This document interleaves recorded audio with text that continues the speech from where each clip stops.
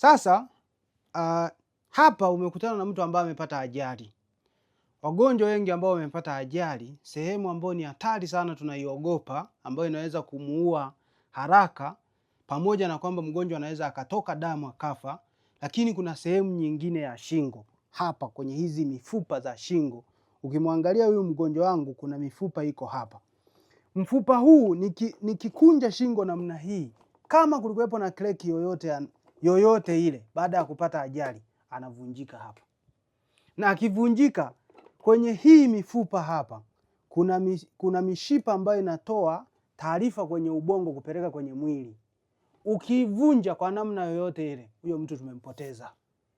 Hakuna hospitali tena inaweza kumsaidia. Pakishavunjika, kukata hayo mawasiliano, unaweza hata usimfikishe hospitalini, mgonjwa akawa amekufa. Kama hajafa, ataparalyze kuanzia hapo kwenda huko chini. Kwa atakuwa ni mtu wa kubeba, atakuwa ni mtu hajijui kwa chochote, atakuwa tu anaona, ukimuita anaitika, lakini huku chini hasikii chochote, ana paralyze. Anakuwa hajisikii chochote. Na huyo mtu atakuwa atapata choo bila kujijua, atapata choo kidogo, atapata choo kikubwa, hawezi kugeuka, hawezi kufanya chochote. Kwa hiyo nayo ni hatari. Kwa hiyo usisababishe hiyo hatari yoyote ile, na mgonjwa unaona anapata shida ya kupumua, tunachokifanya ni kufungua njia ya hewa kama kipindi ambacho kilipita, lakini hii itakuwa ni tofauti. Tunafanyaje? Tunashika hizi angle of the jaw, hizi kwenye taya.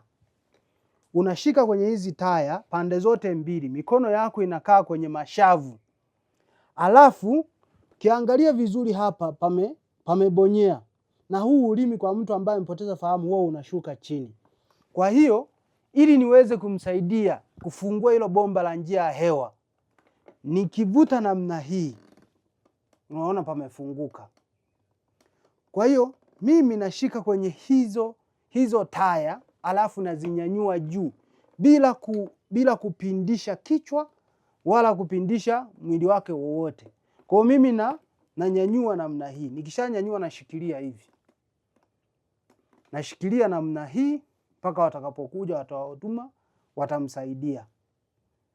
Au mgonjwa mwenyewe ataanza kupumua. Umeona mgonjwa anaanza kupumua vizuri, anaanza kuhangaika, anaanza kukohoa na nini, basi hapo unaweza ukashusha.